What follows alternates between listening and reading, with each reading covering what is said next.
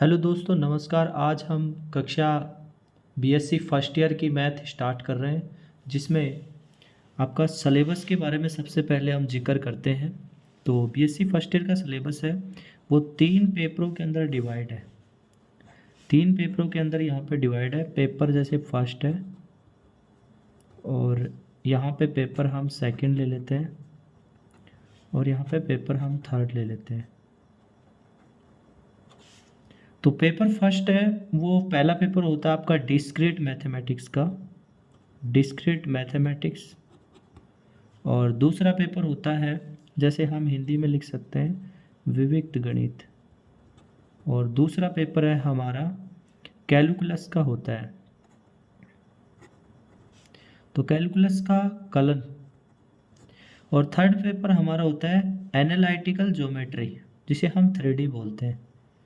ये हम लिख सकते हैं एनालिटिकल ज्योमेट्री। तो अब देखो भाई, यहाँ पे कैलकुलस है, उसकी भी 2 बुकों में बटा हुआ है। यहाँ पे हम 2 बुकों के अंदर इसको डिवाइडेशन करते हैं। एक तो होता है डिफरेंशियल कैलकुलस, एक तो होता है डिफरेंशियल कैलकुलस, और एक होता है इंटीग्रल पार्ट। ठीक है, मतलब इंटीग्रल कैलकुलस, एक होता है इंटीग्रल कैलकुलस। अब देखो भाई, यहाँ पे जो पेपर थर्ड होता है, ये भी भाई इसकी भी बुकें डिवाइड होती हैं। जैसे हम बात करें, यहाँ पे एक होता है जैसे polar equation conic, polar equation conic, जो सांख्यिक का ध्रुवीय समीकरण कहलाता है। सांख्यिक का ध्रुवीय समीकरण, सांख्यिक का ध्रुवीय समीकरण। और दूसरा होता है यहाँ पे ऑप्टिमाइजेशन थ्योरी, जिसमें हम प्रैक्टिकल का भी करते हैं। यहाँ पे कॉन्सेप्ट पढ़ते हैं, ऑप्टिमाइजेशन थ्योरी होती है। इष्टमीकरण सिद्धांत बोला जाता है इसे।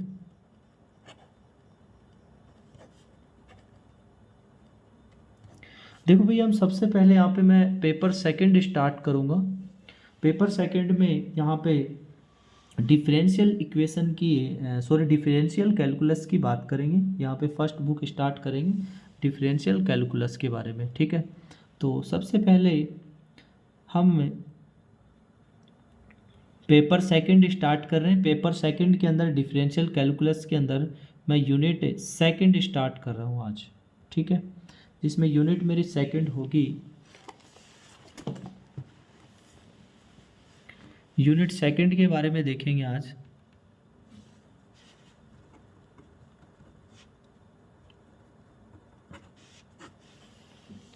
यूनिट सेकंड के अंदर देखेंगे तो सेकंड होती है आंशिक अवकलन, आंशिक अवकलन। आंशिक अवकलन होता है पार्शियल डिफरेंशिएशन होता है। ठीक है, पार्शियल डिफरेंशिएशन, पार्शियल डिफरेंशिएशन देखते हैं। देखो, हमने भाई आंशिक अवकलन पहले भी खूब पढ़ा है, हमने कक्षा 12 में। तो यहाँ पे सबसे पहले कोई भी चर होता है, कोई भी वेरिएबल होता है, उसका रेस्पेक्ट में किसी भी दूसरे चर के रेस्पेक्ट में हम क्या करते हैं, अवकलन करते हैं। ठीक है, तो यहाँ पे जैसे 2 चर दिए गए हैं, तो एक चर को कांस्टेंट माना जाएगा, दूसरे चर का करवा रहा है। ठीक है, जैसे मेरे पास सपोज दैट कोई भी वेरिएबल है। ठीक है, कोई भी वेरिएबल है मेरे पास, जैसे मैं बात करता हूँ चर की, तो यहाँ पे मेरे पास कोई चर है, जैसे एग्जाम्पल के रूप में x² + 1। ठीक है, तो जैसे मैं x से इज इक्वल, जैसे मैं ये मान लेता हूँ कि y के इज इक्वल है सारा, तो x इज इक्वल जैसे मैं 1 ले लेता हूँ, तो y इज इक्वल मेरे पास क्या प्राप्त होगा, 1 + 1 होगा, मतलब y इज इक्वल क्या आ जाएगा, 2 आ जाएगा। तो देखो यहाँ पे मैं क्या है कि एक चर है वो दूसरे चर के ऊपर डिपेंडेंट है। ठीक है, एक चर है वो दूसरे चर के ऊपर डिपेंडेंट है। तो हम देख सकते हैं कि इसी प्रकार से यहाँ पे मैं बात करूँ कांस्टेंट की, तो कांस्टेंट के बारे में आप देख सकते हो कि कांस्टेंट नंबर कौन सा होता है। तो देखो, ये बेसिक है। कांस्टेंट नंबर की बात करूँ मैं, तो कांस्टेंट नंबर के बारे में आप देख सकते हो कि जैसे 4 है, 6 है, 7 है, 8 है, इस प्रकार से ये क्या होता है, कांस्टेंट होता है। ठीक है, अब जैसे मेरे पास से कोई भी फलन होता है, कोई भी फलन को मैं कैसे दर्शाता हूँ, f(x), जैसे मैं y बराबर मैंने एफ एक्स मान लिया, ठीक है, y बराबर मैंने एम एक्स मान लिया, ठीक है। इसी प्रकार से मैं y बराबर मैं वाई एक्स मान लेता हूँ, ठीक है, ये भी हो सकता है, ठीक है। अब देखो ये भाई हम अपने हिसाब से हम बदल सकते हैं, कोई भी चर होता है वो कैसे हम लिख रहे हैं, ठीक है। अब बात करते हैं यहाँ पे कि अवकलन को कैसे लिखा जाता है, कैसे रिप्रेजेंट किया जाता है। तो सबसे पहले हम बता दें आपको कि अवकलन होता है, डिफरेंशिएशन होता है, उसको dy बाई डी एक्स के द्वारा रिप्रेजेंट किया जाता है, अवकलन, ठीक है। इंग्लिश में लिख सकते हो डिफरेंशिएशन। अब देखो भाई हम किसी भी चर का, किसी भी वेरिएबल का दूसरे वेरिएबल के रेस्पेक्ट में हम डिफरेंशिएशन करते हैं। जैसे मैं यहाँ पे कोई भी मान लेता हूँ, जैसे x के सापेक्ष परिवर्तन करने पर, देखो हम कोई भी चर के अंदर परिवर्तन भी कर सकते हैं। जैसे मेरे पास कोई चर पहले x था, ठीक है, मेरे पास कोई चर x था, मैंने इसके अंदर परिवर्तन किया, कितना डेल x मैंने परिवर्तन किया, ठीक है भाई, डेल x मैंने इसके अंदर परिवर्तन किया है, ठीक है। तो मेरे पास जो परिवर्तन था वो कितना आया, मेरे पास जो परिवर्तन था वो कितना आया, कि इसके अंदर परिवर्तन कितना है, कि मतलब कोई चर था वो x था, उसके अंदर कुछ अंश डेल x है वो बढ़ गया। अब मेरे को उसका परिवर्तन प्राप्त करना है कि कितना हुआ था इसके अंदर, तो मैं क्या करूँगा, जो जो बाद में हुआ है उसको मैं पहले वाले पे घटा दूंगा, तो मेरे को प्राप्त हो जाएगा कि डेल एक्स इसमें परिवर्तन हुआ है, ठीक है। इस प्रकार से मेरे पास ये डेल एक्स परिवर्तन है। इसी प्रकार से आप y भी मान सकते हो कि y plus delta Y, Y plus delta Y, तो यहाँ पे y plus delta Y minus Y, ठीक है भाई। तो यहाँ पे मेरे पास क्या प्राप्त हुआ, डेल्टा वाई क्या हुआ है, परिवर्तन हुआ है, ठीक है भाई, डेल्टा वाई मेरे पास परिवर्तन हुआ है। अब देखो हम आगे देखते हैं, इसी प्रकार से मेरे पास और भी मान होंगे, ठीक है। अब देखो जैसे कोई भी परिवर्तन हुआ, अभी मेरे पास हुआ x प्लस डेल्टा वाई, ठीक है, x प्लस डेल्टा वाई,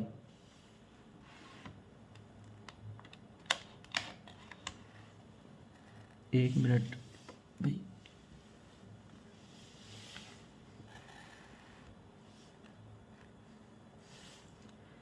जैसे मेरे पास x प्लस डेल्टा वाई है, तो देखो जब भी कोई भी अंश होता है, अल्पांश होता है, हम उसको लिमिट के द्वारा रिप्रेजेंट करते हैं।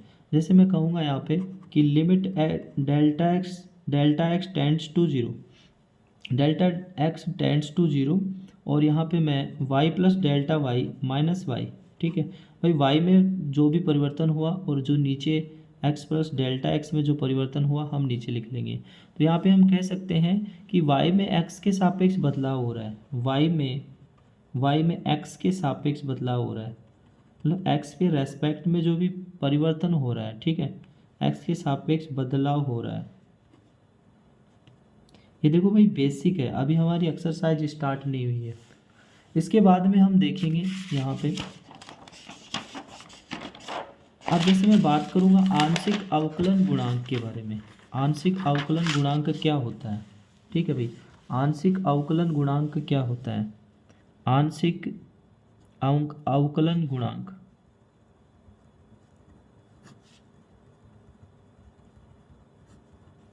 तो आंशिक अवकलन गुणांक होता है, जैसे मेरे पास कोई पद है z is equal Z X Y, ठीक है, मतलब z है इसके अंदर x y है, ठीक है। तो x के अंदर भाई जो बदलाव हुआ है वो x प्लस डेल्टा x है, और y में बदलाव हुआ y प्लस डेल्टा y है, ठीक है भाई। तो इसका हम x के सापेक्ष परिवर्तन कर रहे हैं, x के सापेक्ष परिवर्तन, ठीक है भाई। तो मैं इसका x के सापेक्ष परिवर्तन करूँगा, तो जैसे मेरे पास ये z था, तो मैंने परिवर्तन किया किसके सापेक्ष, यहाँ पे मैंने x के सापेक्ष परिवर्तन किया, तो x के सापेक्ष परिवर्तन करूँगा तो मेरे पास z है, तो ये x था, इसके अंदर परिवर्तन हो गया x प्लस डेल्टा x, और यहाँ पे y के अंदर देखो y को हम ऐसे कैसे रखेंगे, क्योंकि y के हम सापेक्ष कर रहे हैं, ठीक है, तो इसको हमने ऐसा कैसा रख लिया, माइनस जेड एक्स वाई, ठीक है, अपोन में यहाँ पे x plus delta x minus x, ठीक है, क्योंकि x पे रेस्पेक्ट में कर रहे हैं। फिर देखो यहाँ पे हमारे पास ये हम एक तरीके से जेड एक्स के द्वारा मैं इसको शो कर रहा हूँ, Z X delta Z upon में डेल्टा वाई, ठीक है भाई, डेल्टा वाई इज इक्वल यहाँ पे limit limit delta X is equal 0, ठीक है, delta dash X tends to 0, Z X X plus delta X और Y Z X Y upon में डेल्टा एक्स। तो यहाँ पे देखो इस प्रकार से हम इसको रिप्रेजेंट कर सकते हैं। ऐसे ही हम जेड वाई को रिप्रेजेंट करेंगे। यहाँ पे जैसे मैं जेड वाई को रिप्रेजेंट करूँगा, जेड वाई इज इक्वल होता है डेल्टा जेड अपोन में delta Y is equal limit delta Y tends to 0। तो जेड वाई एक्स प्लस अब की बार वाई में परिवर्तन हो रहा है माइनस जेड एक्स वाई, और नीचे भाई वाई के रेस्पेक्ट में था तो ये डेल्टा वाई हो गया मेरे पास, ठीक है। इस प्रकार से हम दर्शा सकते हैं, ठीक है। अब देखो भाई इसी प्रकार से जैसे हम देख सकते हैं और भी नोट के रूप में देखेंगे, ठीक है भाई। नोट के रूप में देखते हैं कि डेल्टा एक्स है, डेल्टा एक्स अपोन में डेल्टा एक्स डेल्टा वाई, और डेल्टा एक्स अपोन में डेल्टा वाई डेल्टा एक्स, और जैसे और भी हैं डेल्टा एक्स अपोन में डेल्टा एक्स डेल्टा वाई। देखो हम इस प्रकार से बहुत सारे वेरिएबल पढ़ेंगे यहाँ पे, एक को हम कांस्टेंट मानेंगे दूसरे का करेंगे, ठीक है। इसी प्रकार से और भी हम मान सकते हैं। तो देखो हम बुक का कोई एग्जाम्पल लेते हैं, उसके द्वारा हम सोल्व करने की कोशिश करते हैं, देखते हैं आगे। तो हमारे पास एक एग्जाम्पल है फर्स्ट, वो देखते हैं। फर्स्ट एग्जाम्पल है कि यदि if z is equal tan inverse y by x, tan inverse y by x हो तो सिद्ध कीजिए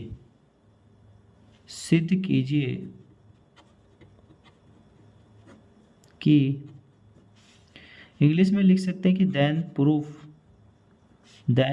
दैट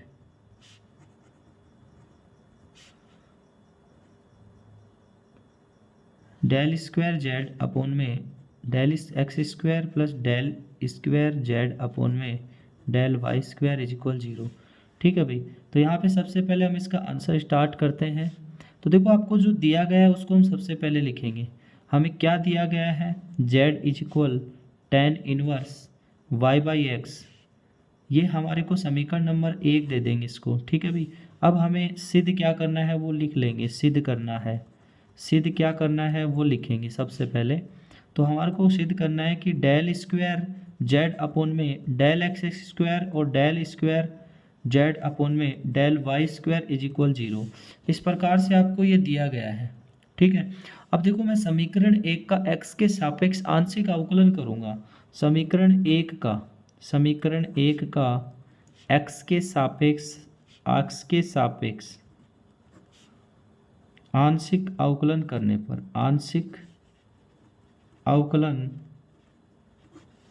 करने पर इस प्रकार से। तो देखो सबसे पहले हम लिख लेते हैं फलन हमारा, तो डेल जेड अपोन में डेल एक्स, ठीक है भाई।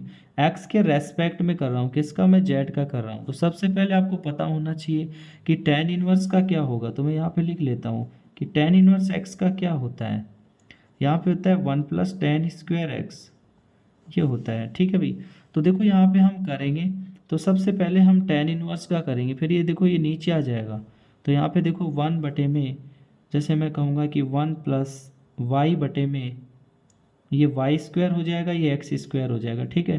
फिर देखो हमारे को वाई बाई एक्स का करना पड़ेगा। तो देखो वाई तो इसमें क्या है, कांस्टेंट है।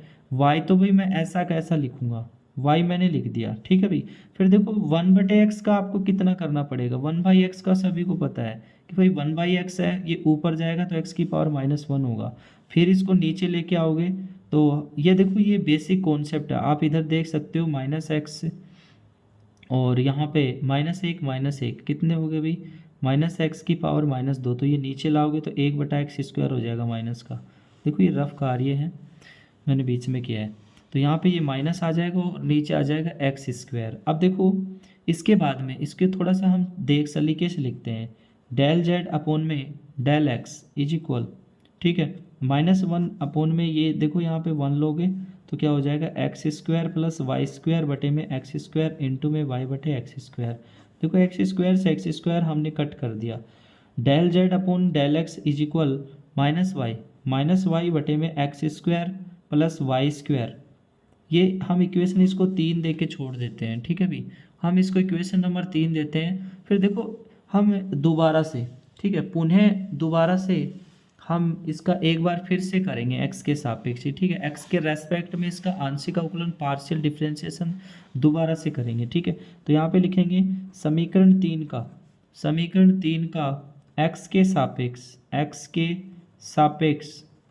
एक्स के सापेक्ष पुनः आंशिक अवकलन करने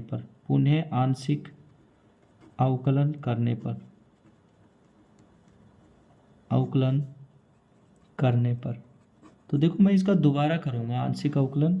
तो यहाँ पे देखो डबल हो जाएगा, डेल स्क्वायर जेड हो जाएगा, ठीक है। और किसके सापेक्ष करें, डेल एक्स के सापेक्ष, तो यहाँ पे डबल हो जाएगा इज इक्वल। अब देखो भाई यहाँ पे कौन सा फॉर्मूला लगेगा, आपको पता होगा कि फॉर्मूला इसमें लगेगा u बटा v वाला, ठीक है भाई। u बटा v वाला फॉर्मूला लगा है जो आपने बहुत बार पढ़ा है, ठीक है भाई। तो मैं देखो यहाँ पे इसका करता हूँ तो ये हो जाएगा X square plus Y square का होल स्क्वायर, ठीक है भाई, मैंने कर दिया। अब देखो यहाँ पे x square plus Y square है वो तो सेम आएगा, X square plus Y square है ये तो सेम आ गया, ठीक है। फिर यहाँ पे इस y का करेंगे, ठीक है भाई।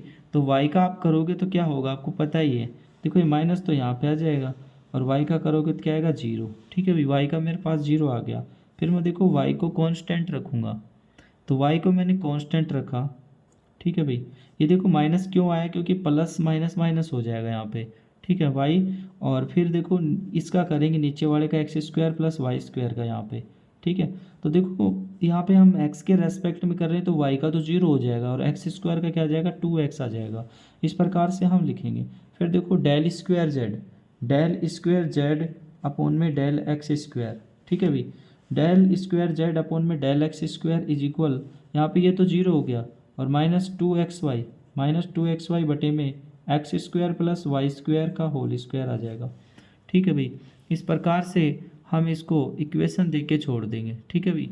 इसको हम इक्वेशन दे के छोड़, देखो एक माइनस ही बाहर भी था, ठीक है, एक माइनस और भी था ना, ये माइनस था, इसको तो भाई 0 हो गया है ना। फिर देखो यहाँ पे एक माइनस और था यहाँ पे, ये यहाँ से, ठीक है। तो ये प्लस कर देंगे यहाँ पे 2xy अपोन में x square plus Y square का होल स्क्वायर, ठीक है। इसको मैं इक्वेशन नंबर 4 दे के छोड़ देता हूँ, ठीक है भाई। मैंने इसको इक्वेशन नंबर 4 दे के छोड़ा है। इसके बाद में हम आगे देखते हैं, ठीक है भाई। तो आगे देखेंगे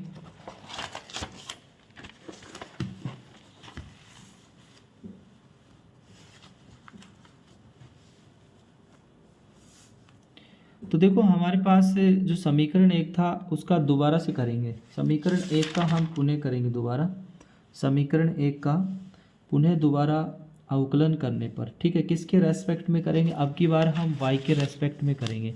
तो यहाँ पे सबसे पहले लिखेंगे कि समीकरण 1 का y के सापेक्ष, समीकरण 1 का y के सापेक्ष आंशिक अवकलन करने पर, आंशिक अवकलन करने पर, तो देखो मेरे पास जो फलन था z इज इक्वल क्या था, tan inverse y by x था, ठीक है भाई। मैं इसका पुनः दोबारा करूँगा, ठीक है, किसके रेस्पेक्ट में, y के रेस्पेक्ट में। तो डेल z अपोन में डेल y हो जाएगा, ठीक है भाई। डेल z अपोन में डेल y होगा। इसके बाद में यहाँ पे करेंगे तो सबसे पहले tan इनवर्स का होगा, तो 1 बटे में 1 plus Y square upon x square, ये तो ऐसे कैसे आ जाएगा, इनटू में देखो अब की बार किसका हो रहा है, y का हो रहा है, ठीक है, y का हो रहा है। तो ये 1/x है, ये तो कांस्टेंट है, ये ऐसे कैसे आएगा। फिर y का क्या होगा भाई 1 हो जाएगा, ठीक है, ऐसा कैसा आ जाएगा ये। तो डेल z अपोन में डेल y इज इक्वल क्या होगा भाई, यहाँ पे 1 बटे इसके नीचे 1 लगा लेंगे, तो यहाँ पे एक्स स्क्वायर एलसीएम लेंगे, तो x square plus Y square into में 1/x। तो भाई देखो यहाँ से एक x तो कट ही जाएगा, ठीक है। तो डेल z अपोन में डेल y इज इक्वल, ये x है ये ऊपर भेज देंगे, ठीक है भाई, ये ऊपर आ जाएगा ये x, ठीक है, तो ऊपर लेके हम एक्स अपॉन में x square plus Y square, इसको इक्वेशन नंबर में 5 दे देता हूँ। ठीक है भाई, अब देखो समीकरण 5 का पुनः जैसे पहले किया था हमने वैसे ही पुनः अवकलन करेंगे इसके रेस्पेक्ट में, वाई के रेस्पेक्ट में। समीकरण 5 का पुनः वाई के सापेक्ष, वाई के सापेक्ष आंशिक अवकलन करने पर, आंशिक अवकलन, ठीक है भाई, y के सापेक्ष आंशिक अवकलन करेंगे पुनः। तो देखते हैं डेल स्क्वायर जेड अपॉन में del Y square x square. देखो भाई यहाँ पे हम लिखेंगे सबसे पहले u बटा वी का लगेगा, इसमें भी x square plus Y square का होल स्क्वायर। ठीक है भाई, u बटा वी, तो v तो ऐसे कैसे x square plus Y square into में x का भाई क्या होगा भाई, y के रेस्पेक्ट में कर रहे हैं तो सभी को पता है कि 0 आएगा। ठीक है भाई, मैंने 0 कर लिया। ठीक है, फिर देखो यहाँ पे मेरे पास चिन्ह तो वैसे प्लस होता है। ठीक है, प्लस लगा लेता हूँ मैं। फिर देखो यहाँ पे x को मैंने सेम रखा है इंटू में, यहाँ पे x square plus Y square का किया। ठीक है भाई, सॉरी यहाँ माइनस होता है, माइनस कर लिया मैंने। फिर उसके बाद में देखो एक्स वाई स्क्वायर का करेंगे तो क्या आएगा 2y। ठीक है भाई, इस प्रकार से मैंने कर लिया है। अब इसके बाद में देखेंगे, इसके बाद में हम आगे देखेंगे कि डेल स्क्वायर जेड अपॉन में del Y square is equal, ये तो 0 हो गया, और माइनस का 2xy, ये हो जाएगा माइनस का 2xy अपॉन में x square plus Y square का होल स्क्वायर। ये इक्वेशन नंबर 6 हो गई हमारे पास। अब देखो मैं ऐसा करता हूँ कि समीकरण 4 व 6 को जोड़ देता हूँ। समीकरण 4 व 6 को जोड़ने पर, यहाँ पे समीकरण 4 व 6 को जोड़ने पर, तो समीकरण 4 व 6 को जोड़ोगे तो देखो हमारे पास समीकरण 4 क्या प्राप्त हुई थी। हमारे पास समीकरण 4 देख सकते हो कि 2xy अपॉन में x square plus Y square हमें प्राप्त हुआ था। ठीक है, तो मैं यहाँ पे लिखूँगा 2xy अपॉन में x square plus Y square का होल स्क्वायर और माइनस 2xy अपॉन में x square plus Y square का होल स्क्वायर। इस प्रकार से इसके आगे देखो यहाँ पे माइनस काटोगे तो ये कट जाएगा, क्या आएगा 0 आएगा। यही हमें प्रूव करना था। ठीक है, अब देखो नेक्स्ट वीडियो में हम आगे के क्वेश्चन सॉल्व करेंगे। धन्यवाद। आपको यदि वीडियो पसंद आई हो तो लाइक करना, सब्सक्राइब करना चैनल को, और इसी प्रकार से मैं जो भी BSc first year second year final की सारी वीडियो अपलोड करूँगा, और मेरा टेलीग्राम चैनल है उस पर मैं मेंशन करूँगा, उसके अंदर आपको जो भी मैं नोट्स लिखवा रहा हूँ ये नोट्स भी प्रोवाइड होंगे आपको सभी को। धन्यवाद सभी को।